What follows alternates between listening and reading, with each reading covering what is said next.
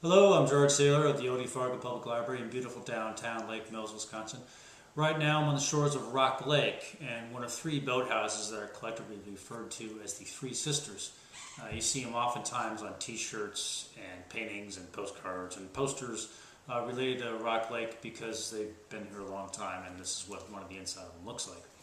I'm going to read today from Chapter 8 of a book by Bill Crider called Murder of a Beauty Shop Queen, a Sheriff Dan Rhodes mystery. Crider's been writing these for 20 or 30 years, and it's a very fun series. Sheriff Rhodes is the sheriff of a rural county in Texas, Blackland County.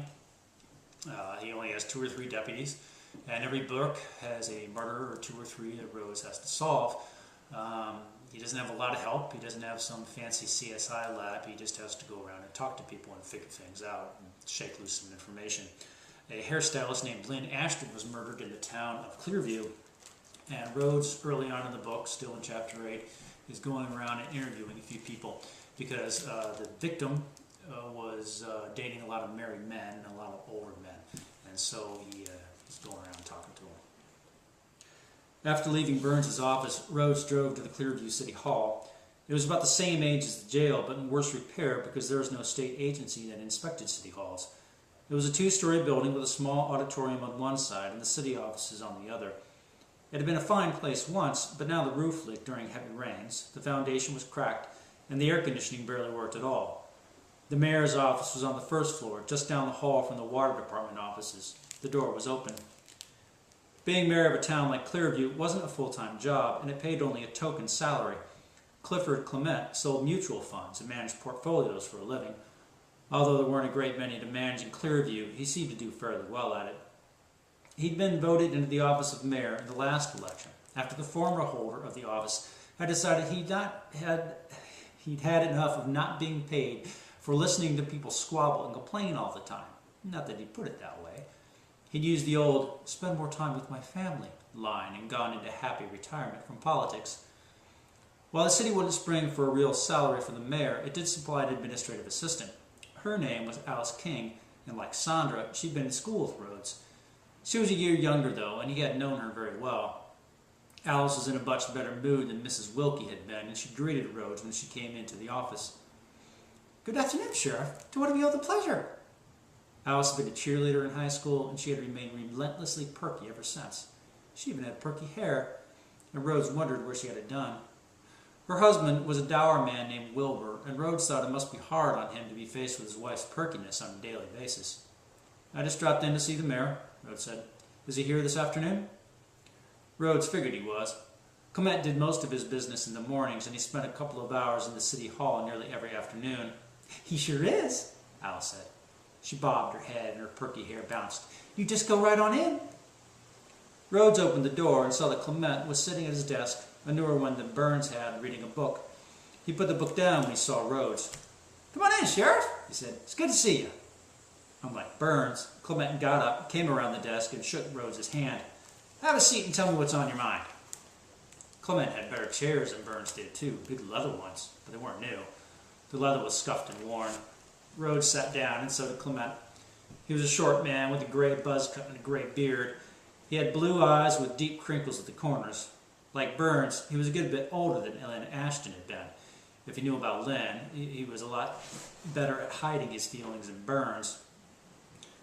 "I need to ask you about Lynn Ashton," Rhodes said, closing the door and taking a seat. The mayor assumed a solemn expression. "I just heard about that. It's a terrible thing. I expect you to wrap this one up quickly, Sheriff. It's a real black eye for the town." "Not to mention an inconvenience for Miss Ashton," Rhodes said. "You don't have to take that tone with me," Clement said. "I wasn't being flippant. As mayor, I'm your boss in a way, and I want this thing over and done with as quickly as possible." Clement was Rhodes' boss in a way, all right, but that was all.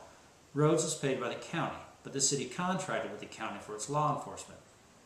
"I do things the best way I know how," Rhodes said.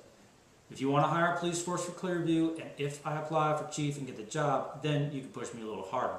Might not do you any good, though." "I didn't mean that the way you took it," Clement said. He did, of course, but Rhodes didn't call him on it. He wasn't there to start a fight. Well, not about his job, at any rate. "The real reason I'm here," he said, "is to ask you about your relationship with Lynn Ashton." Clement gave him a puzzled look. My relationship? What do you mean by that? He was good. Rhodes had to give him that. You were seen with her in a restaurant in Colby. That's the relationship I mean. Clement didn't say anything for a couple of seconds. Mikey Burns. I thought that was him. You can't miss those stupid shirts of his. Burns had tried to be discreet. He told Rhodes that he didn't think Clement had seen him. I kind of like him, Burns said, but we're not here to talk about the commissioner's taste in shirts. Clement sighed. All right, you got me. I went to a restaurant with a young woman. What's wrong with that? Not a thing, Rhodes said. If your wife doesn't mind, why should I? Fran and I are having differences. About the company you keep? Look, Clement said, I was there, I admit. Let's leave my family problems out of it. For now, Rhodes said. Now about that relationship. It was over, Clement said. That's why we were there that night. She was telling me it was over. I took her word for it, and I haven't seen her since. So you didn't visit her yesterday afternoon to talk things over again? Clement sat up straight and puffed out his chest. I resent the implication. What implication? Rhodes asked. You know very well. You better watch your step, Sheriff. You're getting close to slander. Bluster. Rhodes loved bluster. He especially liked to ignore it. Where were you yesterday afternoon late? He asked. I was at home with my wife. You could ask her. Rhodes thought that political wives always backed their husbands, no matter what they'd done. It was certainly true at the national level, and it worked the same way in small towns. I might have to, he said. Why was it over with Lynn? You listen to me, Sheriff. What? Why did Lynn say it was over? Did she give you a reason? Clement's chest deflated. She said she'd found someone else. He tapped his desk with one finger. And before you asked, you wouldn't tell me who it was. Not even a hint? Not even a hint. Clement's chest swelled again. I didn't go by yesterday to ask who it was either. Rhodes stood up. Thanks for your cooperation. I might have a few more questions later on. Then you understand I'm in the clear on this? I understand that I might have a few more questions later on. That's about all I can say at this point. Well, you better find Lynn's killer, and you better do it soon. Remember that. Rhodes could have responded in kind, but he was tired of Clement. Why not let him have a point? I'll remember, he said, and he left. So that's part of Chapter 8 of Murder of a Beauty Shop Queen by Bill Crider. Interesting fact about Crider, he's been writing professionally, or at least paid, for, 3-4 decades, something like that. And even before that, he was a big collector.